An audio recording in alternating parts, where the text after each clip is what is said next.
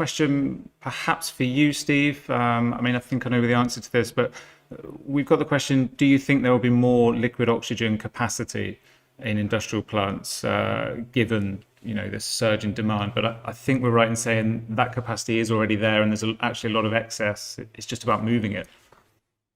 I think, if I may say, and some of the other speakers would, I think, also benefit from expressing a view here, I would agree with that sentiment in Europe, that it's not necessarily to build new air separation units or new oxygen liquefiers here in Europe. I would definitely agree with that.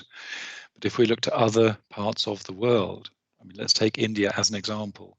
If we are importing oxygen to India, it clearly says there is not enough oxygen being made in India right now. The question is, for how long would we need more oxygen molecules in India? If we need them for the next 10 years, then yes, let's build an air separation unit. If we need them for the next 10 months, then there might be a more economical way of resolving that short-term problem, perhaps, as we've said earlier on, with on-site generation, or perhaps with importing liquid from neighboring countries or from close by countries, or even flying it in from a long way away.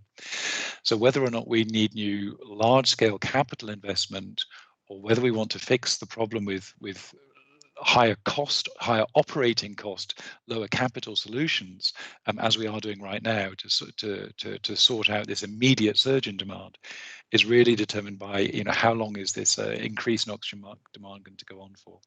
But for certain parts of the world, Rob, yes, we must have more oxygen molecules.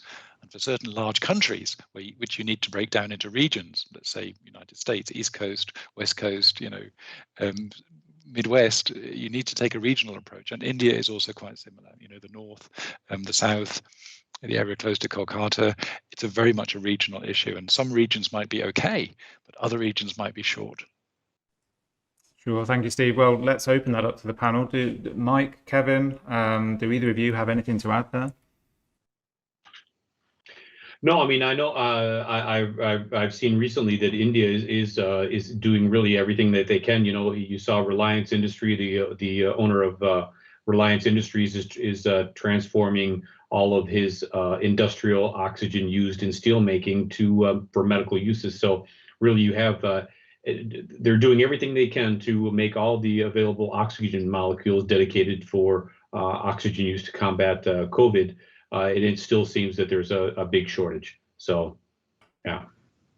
Yeah, and I think that Stephen raised an interesting point, which is, well, how long is it needed for? Because ultimately, what it comes down to is the economics of it. I mean, who's going to pay if it's not needed in quantity long term? Who's going to pay for idle air separation units sitting around waiting on standby?